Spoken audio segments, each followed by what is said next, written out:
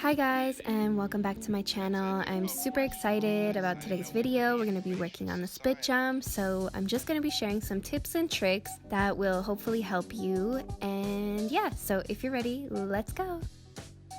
So first things first, always make sure that your splits are warmed up and that you can do a pretty good split. So it's always good to learn how to do the split jump off the ice. So first you want to start off with a normal split jump and just do that a couple of times. Your arms will go in the opposite direction, but they can always go to the side as well. It's up to you how you want to jump. And if you're ready, you can try and do the middle split jump or the Russian split jump. So it's the same thing, you just try to do a split in the air, try to jump as high as you can, and you want to touch your toes at the same time. So another good trick to help you with your split jump is to do a split jump, Russian split jump, Russian split. You can also do split jump, Russian split. It's up to you. And if you really want to get a good feel for the ice, you can also practice your entrance. So for example, I do it from a mohawk, and then I'm going to bend my knees and then try to jump up into the Russian split or split jump.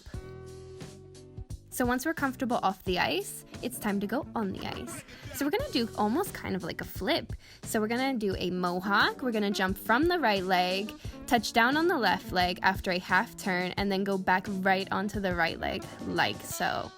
Our arms are always staying in the same line as our shoulders and our hips. And if you want, you can add a inside 3 turn after you've landed forward, or you can add a mohawk as I do here. It's up to you.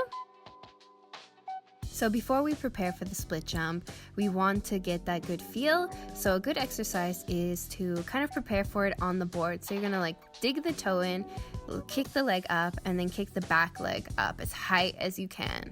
Then once we're ready, we're going to go for the split jump. So the same thing at the beginning. You want to do the mohawk, pick from the right leg, and then jump up into the split. The arms will follow the hips, and then you want to land back onto the right leg.